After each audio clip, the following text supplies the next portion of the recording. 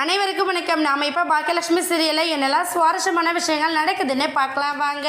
கோபியோட வாழ்க்கையை நினச்சி கவலையோடு இருக்கிற நம்ம ஈஸ்வரி ராதிகா கிட்ட சம்மதம் இல்லை அப்படிங்கிறத தெரிஞ்சு ரொம்பவே மன வருத்தத்தோட வீட்டுக்கு வராங்க. நம்ம ஈஸ்வரி போகும்போது ரொம்ப ஹாப்பியாக போனாங்க, வரும்போது மனசுடைஞ்சு போய் வராங்களே அப்படிங்கிற விஷயத்த நம்ம செலியனும் சரி பாக்கியாவும் சரி தெரிஞ்சுக்கிறது மட்டும் இல்லாமல் நம்ம ஈஸ்வரி கிட்ட பேசவும் செய்கிறாங்க. என்னாச்சு அத்தை, ஏதாச்சும் ப்ராப்ளமா, எதுவாக இருந்தாலும் என்கிட்ட சொல்லுங்கள், நீங்கள் மனசுக்குள்ளே வச்சுருந்தா எனக்கு எதுவுமே தெரியாது அப்படிங்கிற மாதிரி கேட்குறாங்க. உடனே ஈஸ்வரி வந்து இங்கே பாரு பாக்கியா, எப்போ பார்த்தாலும் எதையாச்சும் ஒன்று கேட்டுகிட்டே இருக்காத, உனக்கு தான் என் பையனை பற்றின கவலையே எதுவுமே இல்லைல்ல, உனக்கு உங்கள் பசங்க கவலையே பெருசுன்னு சொல்லிட்டேன், இதுக்கப்புறம் நான் என்ன சொல்கிறது உனக்கு அப்படிங்கிற மாதிரி நம்ம ஈஸ்வரி வந்து அவாய்ட் பண்ணிட்டு போயிடுறாங்க. உடனே பாக்கியா வந்து என்ன நடந்துச்சு அத்தை, என்னதான் பண்ணிட்டு இருக்காங்கன்னு ஒன்றுமே புரியல அப்படிங்கிற மாதிரி பாக்கியா வந்து கொஞ்சம் யோசிக்கிறாங்க. அந்த சமயத்தில் நம்ம பாக்கியாவுக்கு ராதிகா கிட்டேருந்து ஃபோன் வருது.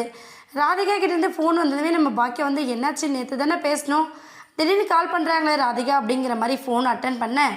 இன்றைக்கி வந்து உங்களோட அத்தை என்னை பார்க்க வந்திருந்தாங்க ரெஸ்டாரண்ட் அப்படிங்கிற விஷயத்த நம்ம ராதிகா சொல்கிறாங்க.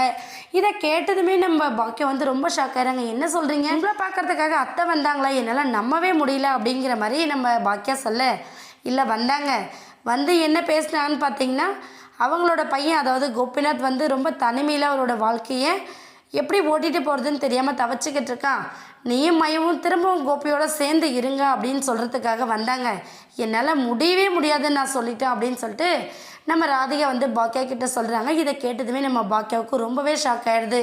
அத்தை, என்னவோ உங்கள் பையன் சந்தோஷமாக இருக்கணும்னு பண்ணிகிட்ருக்காங்க சரிதான், ஆனால் அத்தைக்காக தானே அவங்கள வேண்டாம் அப்படிங்கிற மாதிரி தூக்கி போட்டார், அவங்களோட ஃபீலிங்ஸ் சந்தோஷம் துக்கம் எதுக்குமே தலை சாய்க்காத இவர் எதுக்காக அவரோட சேர்ந்து வாழணுங்கிற முடிவெடுத்து தான் பாக்கியா ராதிகா 2 பேருமே பிரிஞ்சிருக்காங்கன்றது எல்லாருக்குமே தெரியும்.